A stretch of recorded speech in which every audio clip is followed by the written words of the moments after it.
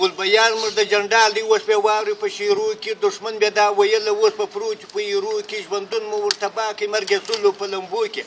په دد وایو په شیوې تاثیر بولم په خلو کې اوس خپل وطن بادشاه دی هغه جیب په تیارو کې دښمن یې ناکامه اوس هغه په پنجرو کې یا زغلې تورو غرو ته پټ پراته دي په شلو کې التم لړزه د ژوند یې تریخ په ګړنګو کې پټ پټ سره ګایېږي وای خطر په لنګواټو کې وای د دې ځایه به وژنو فایده د په سپېدو کې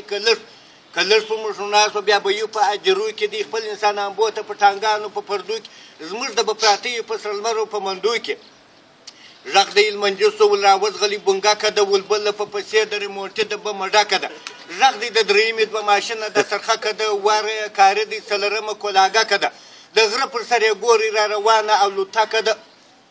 د غره پر سر یې ګوري را روانه او لوتکه ده وګوري پر لوړ هغه څه تور انسانان ښکاري هغه سپین بولدک دی دغه شنه ناجګان ښکاري د خړې غونډۍ پای ته په کنډه کې سربازان ښکاري په منځ کې په نر دی د حاجي عبدالرزاق خان ښکاري دورې را روان دي د پولاد د کلزبان ښکاري جنګ یې تعرضي دی دا د دوی پوخ قمندان ښکاري په مخ کې را روان دي د امیر صاحب شمت خان ښکاري غیرتمند سچې رضوان دي د تربور د عصمت خان ښکاري